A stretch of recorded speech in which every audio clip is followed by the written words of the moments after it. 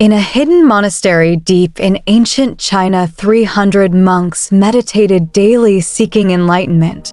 But true wisdom came not to the learned disciples, but to a humble woodcutter who discovered that life's greatest truths aren't found in rituals or doctrines, but in the simplest of actions. Long ago, in a remote valley of ancient China, a Zen monastery lay secluded, housing 300 monks who dedicated every day to spiritual awakening.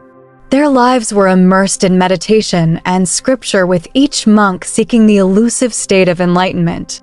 One day, a young farmer arrived, having traveled far from his hometown.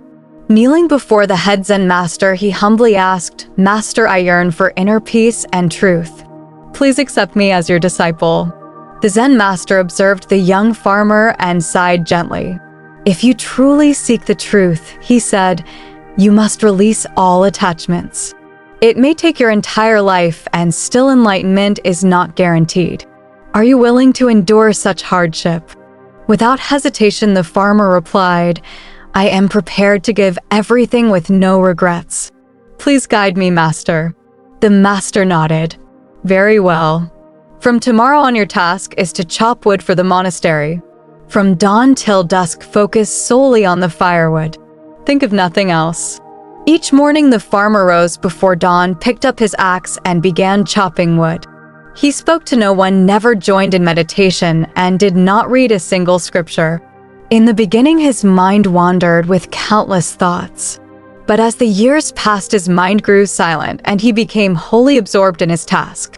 His hands and the axe seemed to move as one, and his thoughts faded into stillness.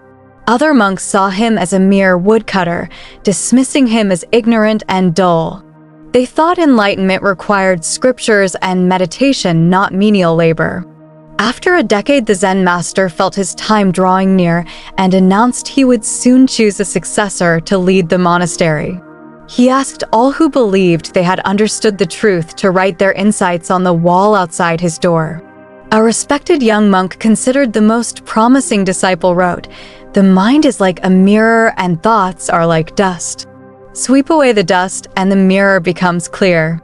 When the dust is gone, the mind is pure and enlightenment is attained." The monastery buzzed with admiration for the profound insight, many monks believing he would be the chosen successor.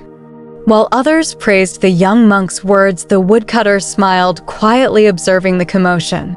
Two monks, noticing his smile, asked him, "Why are you smiling? Don't you see the wisdom in these words?" The woodcutter responded, "Those words are meaningless. Mind, mirror, and dust are illusions." Shocked, the monks questioned, "If you think you know better, why don't you write something?" The woodcutter replied, "I cannot write, but if you will write for me, I'll tell you what to say." With their help, the woodcutter offered a simple yet profound insight, which they wrote on the wall. "The mind has no form, and the mirror is an illusion. If there is no mind, where could dust settle? When there is no thought, the truth reveals itself." Late that night, the Zen master read these words and felt a profound joy. Immediately, he went to the woodcutter, handing him his staff and robe. "From today, you are my successor," he declared. "Leave the monastery at once and continue your practice elsewhere. The scholars here will not accept your achievement. They may envy and harm you." The Zen master's choice shows that true enlightenment is not confined to meditation postures or intricate rituals. Instead, it is found in complete absorption in even the simplest acts of life. The woodcutter's journey reveals that if we can be fully present in each moment, the truth will reveal itself naturally. True spiritual practice is not about pursuing something extraordinary, but discovering peace in daily work. When we immerse ourselves in whatever we do, making each action a form of meditation, we approach self-realization. The path to enlightenment is not in grand gestures or profound words, but in the pure simplicity of our actions.